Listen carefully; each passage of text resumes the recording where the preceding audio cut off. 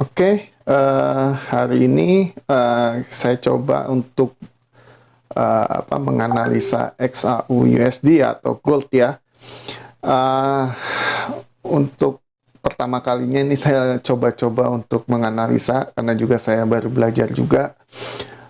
Untuk XAU USD atau gold, kita akan menganalisa secara analisa top down dulu ya, untuk melihat trennya, bias trennya itu akan kemana. Jika dilihat dari monthly ini di awal bulan, ini harga sedang konsolidasi ya, atau apa ya ini ya, konsolidasi kali ya. Aku sih nyebutnya apa ya, pengumpulan massa di sini ya kan. Harga bergerak masih di sini di monthly, sehingga ya harga masih bergerak di sekitar area sini saja, ranging gitu, masih ranging di monthly ya. Nah, untuk itu kita turunkan lagi ke time frame berikutnya ya, yang lebih rendah, yaitu di weekly. Nah, kita lihat di sini harga memang sedang ranging di weekly ya kan, walaupun ini harga bergerak dari bawah, kemudian saat ini sedang ranging di time frame besar ya, seperti itu. Kemudian kita turunkan kembali di di daily, memang lagi ranging, tapi untuk jangka pendek kita trading mungkin akan jangka pendek ya, karena kita tidak boleh trading itu di area ranging sebenarnya. Nah, untuk jangka pendek ya kita harus ikutin sebenarnya ya kan, apa yang sedang terjadi. Nah, untuk jangka pendek, time frame tertingginya kita coba untuk menganalisa di daily ya. Nah, di daily ini seperti apa sih sebenarnya yang terjadi gitu kan, yang terjadi. Nah, sebentar kita lihat dulu ya. Nah, seperti ini.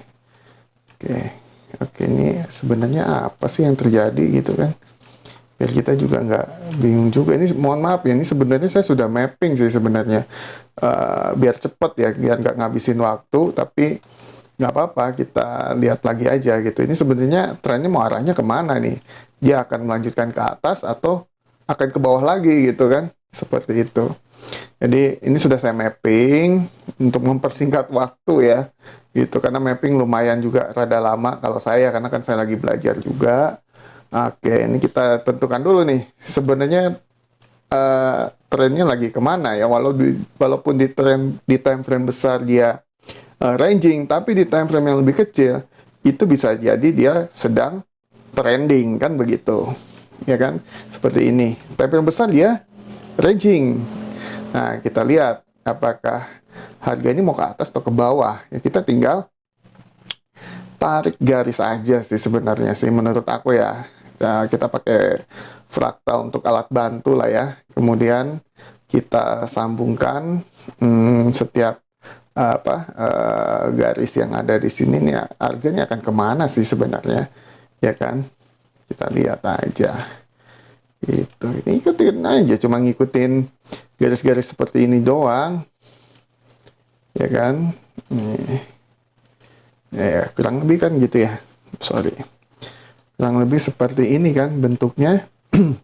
Jadi kalau dilihat dari apa garis ini, sebentar ya, ini tren akan mengarah kemana sih gitu kan, ya kan, kita kan harus gambarkan, kita harus petakan ini sebenarnya mau kemana nih si chart ini, si candle ini yang lagi baris ini mau kemana ini kan, ya kan, seperti ini bentuknya. Nah, ini kita belum tahu dia apakah akan up atau meneruskan downtrendnya, atau dia membentuk tren baru ya, uptrend gitu. Nah, ini masih di perbatasan menurut saya sih. Kenapa di perbatasan? Karena syarat bahwa ini akan berganti tren itu baru terbentuk nih, sepertinya baru terbentuk, karena di sini ada change of character ya, atau perubahan awal perubahan tren. Karena di sini break ya, walaupun sedikit break ini, ya kan?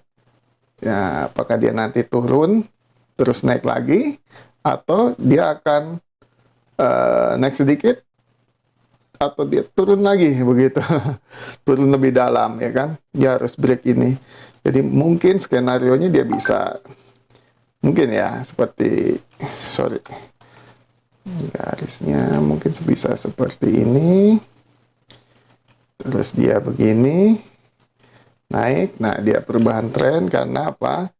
Kalau seperti ini dia akan ubah menjadi uptrend kan, benar nggak? Karena apa? Di sini dia membentuk, untuk apa nih? Ini membentuk change of character kan, ya kan? Membentuk chok. Kemudian di sini dia akan membentuk bos. Nah, itu skenario-nya sih sebenarnya kalau saya, gitu kan.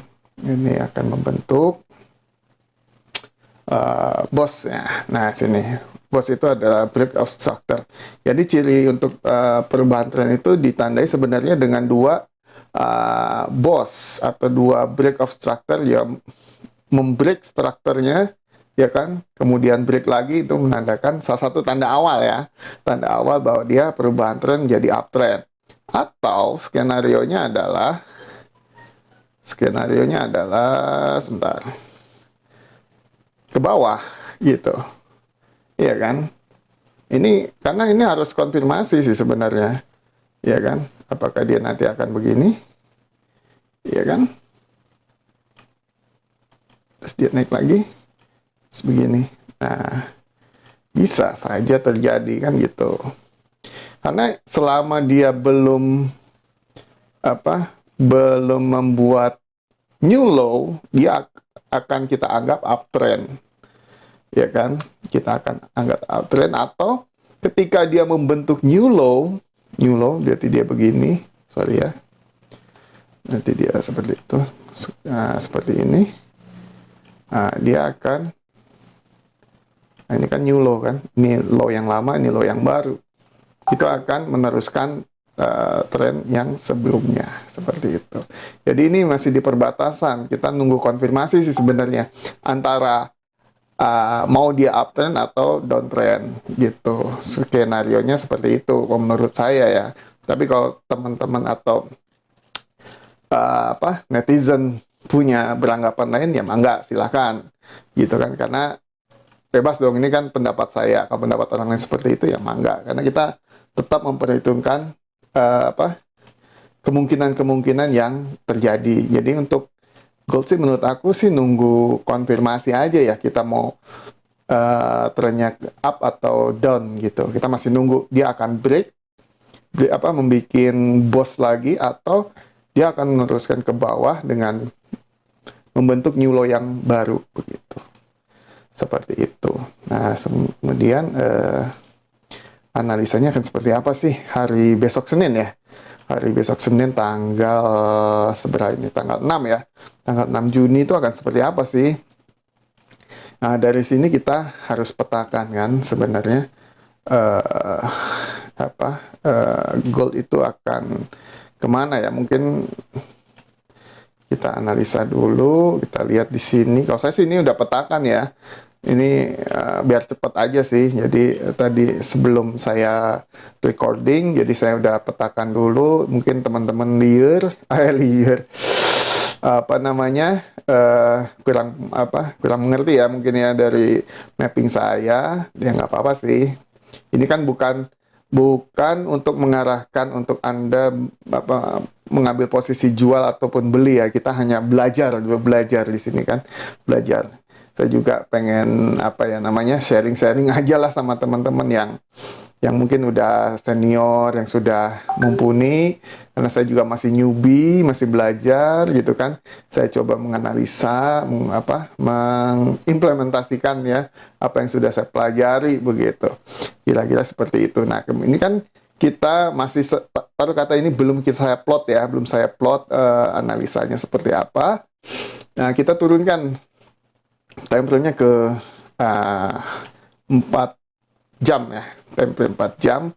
Nah, kita ini bisa lihat ada area-area di mana di sini sih sebenarnya masih ada bearish engulfing ya di atas, dan bullish engulfing di bawah. Ini jelas sekali ada dua area di sini, ada bearish engulfing, kemudian ada bullish engulfing di sini. Di atas itu ada area imbalance, di mana area imbalance ini belum termitigasi, dan kemudian juga di bawah juga ada area imbalance juga yang cukup lebar, dan itu juga masih fresh, belum termitigasi. Mungkin baru termitigasi separuh kali ya, ini masih separuh mitigasinya. Jadi masih ada kemungkinan pergerakan ke atas atau ke bawah menurut saya. Kalau dilihat dari sini sih harusnya dia mungkin ke bawah dulu ya, jemput dulu ya. Karena di sini masih bentar. Masih ada area bullish engulfing dan liquidity apa nih sebentar. Liquidity Tokyo ya yang belum tertutup ya. Belum termitigasi atau terjemput ya. Kemudian ada juga area imbalance di bawahnya. Ini masih ada kemungkinan dia ke bawah atau ke atas. Ini masih kita lihat. Nanti kita tergantung di sini ada price action ya. Oke. Kita akan OP ketika ada price action. Price actionnya seperti apa? Yaitu tadi. Kita akan OP buy di sini, di area ini yang sudah kita tunjuk di sini. Tapi tetap dengan memperhatikan price action. Artinya sudah ada konfirmasi bos dan coknya seperti itu. Cok dan bosnya, cok dan bosnya. Termasuk ketika harga bergerak ke atas. Harga bergerak ke atas, kita hanya akan entry sell di area ini dengan memperhatikan price action juga. Jangan langsung, wah udah nih, sudah kita tentukan areanya di sini, kita langsung OP di sini. Sebenarnya nggak seperti itu. Kita tetap harus memperhatikan price action. Boleh-boleh aja sih. Memang di sini resikonya sangat kecil sih menurut saya ya. Menurut saya, karena ketika kita misalnya di sini nih, kita akan nge-buy di sini, resikonya RR-nya berapa nih? 1 banding berapa ini? 1 banding 8 ya. 1 banding 8 begitu kira-kira. Nah, kalau di sini sebentar ini kita 1 banding berapa? Sebentar. Sorry, ketarik tadi garisnya.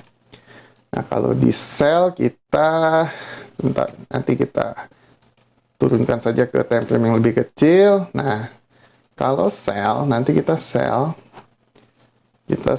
akan sebentar, berarti kita entry di sini ya. Sell itu berarti ini kita akan OP di sini. Ini TP-nya akan di sini. Di sini TP-nya. Oke. Sini sini. Oke. Kemudian stop loss-nya sebentar kita lihat dulu. Stop loss-nya kurang lebih, saya akan kasih stop loss sebesar spread dan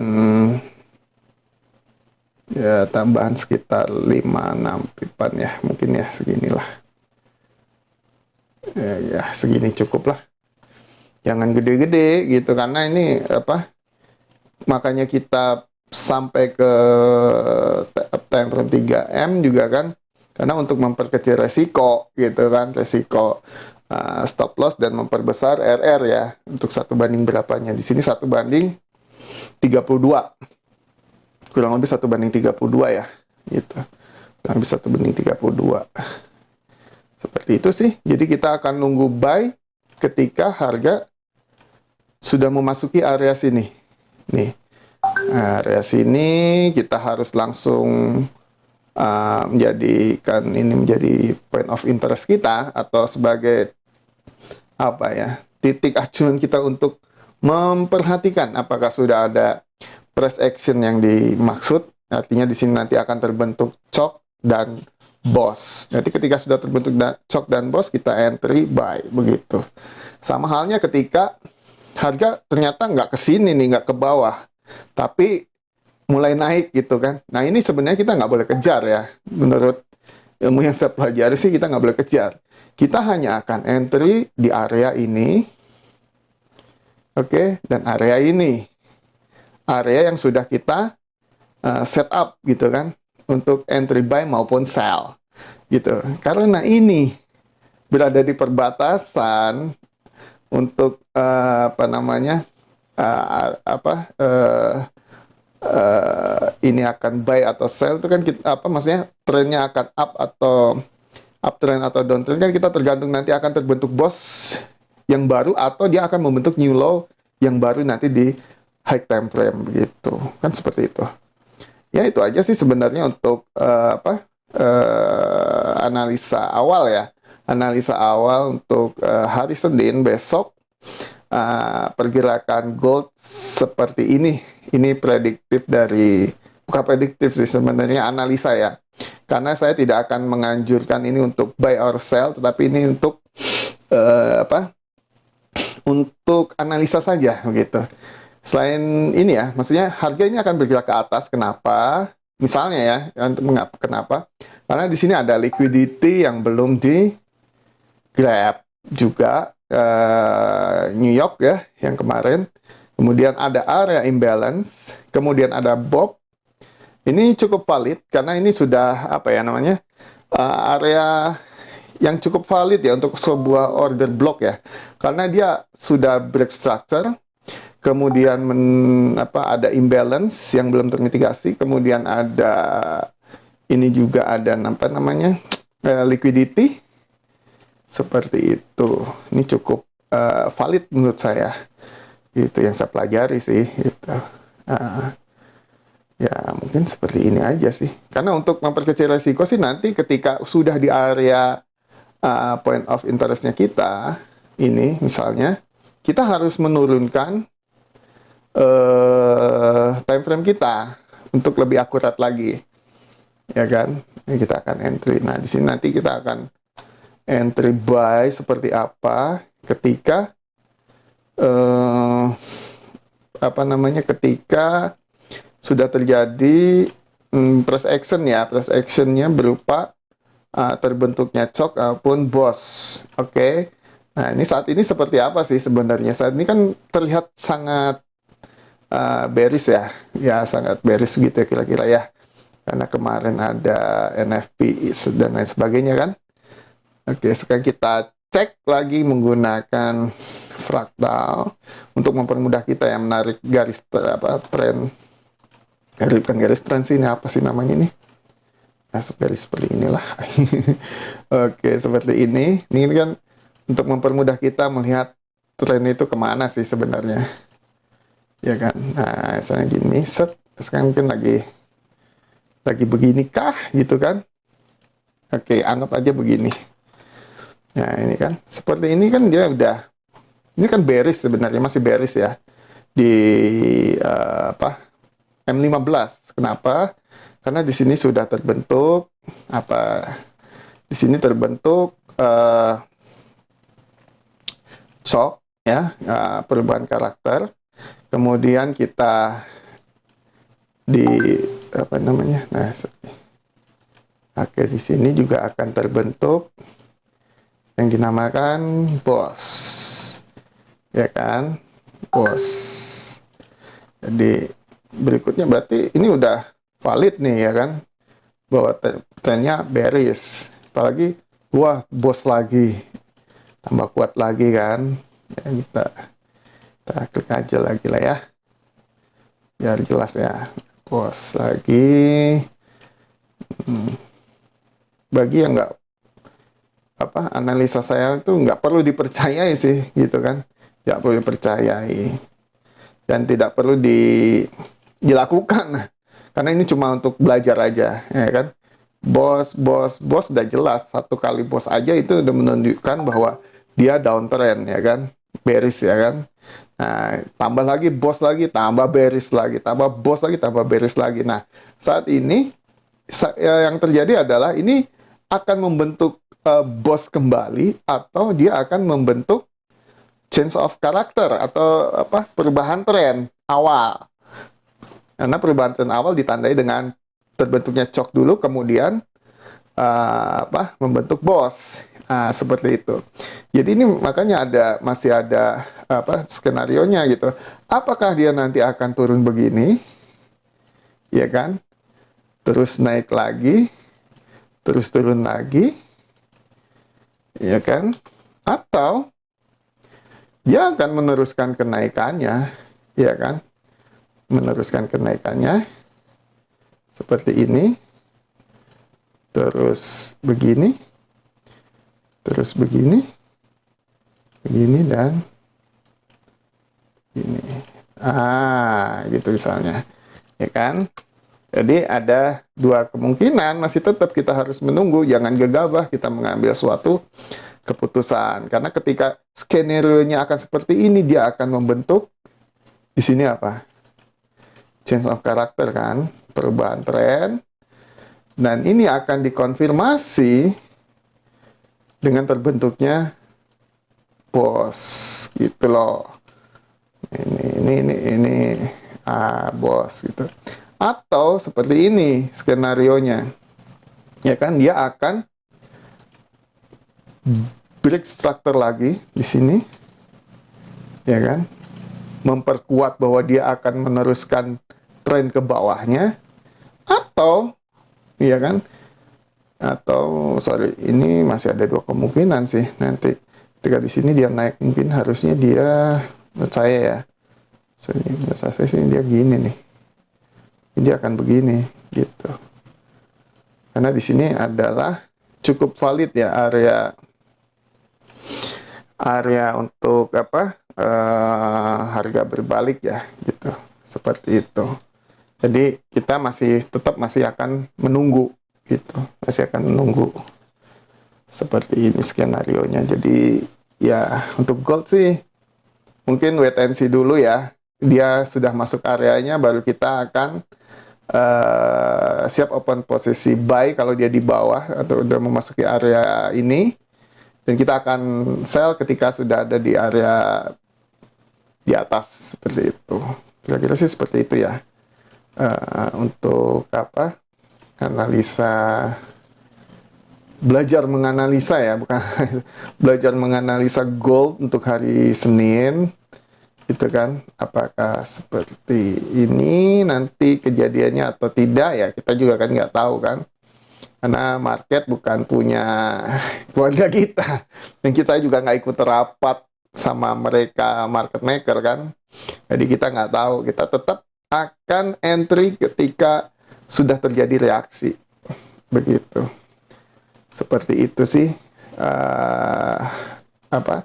dari saya, mungkin analisanya sementara seperti itu ya. Mungkin kalau saya omongnya rada belepotan, karena ini memang saya baru pertama kali untuk mengupload analisa saya di YouTube, begitu. Oke, jadi mohon ya silahkan dibully, silahkan dibully, silahkan dibully dengan senang hati. Oke, seperti ini sih. Ya ini, sorry, ini belum saya kasih pan. Nah, ini nanti kita akan sell di sini ya. Nah ini. Sorry. Mana dia gambarnya? Nah ini dia set. Nah ini dia, kita akan sell. Nah sampai sini. Itu kira-kira di sini tuh 1/32 RR-nya dengan stop loss di sini. Ratio buat 32 RR-nya. Kemudian TP-nya di area ini ya, di area ini di harga 18445. Kemudian untuk buy itu ini sebenarnya agak gede sih sebenarnya, jauh nih. Ini sebenarnya di sini nih. Nah, sini cukup lah di situ. Low risk sih sebenarnya, ini low risk. Jadi kita akan OP di area sini. Nanti ketika udah sampai area ya, kita nanti akan turunkan time frame-nya, gitu kan, untuk lebih melihat secara lebih detail lagi, gitu. Seperti itu, dan kita akan buy di sini, TP-nya di sini juga, RR-nya 1/14,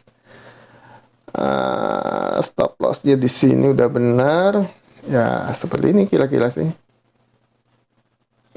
Untuk analisa gold hari Senin. Mudah-mudahan bisa respect mappingnya, kalau nggak respect, nanti kita juga akan menganalisa ulang apa yang terjadi, apa yang menjadi kesalahan dari saya, untuk memperbaiki kedepannya agar dapat kita perbaiki, chatnya menjadi lebih respect lagi begitu. Demikian untuk hari ini, terima kasih. Sampai jumpa di video berikutnya.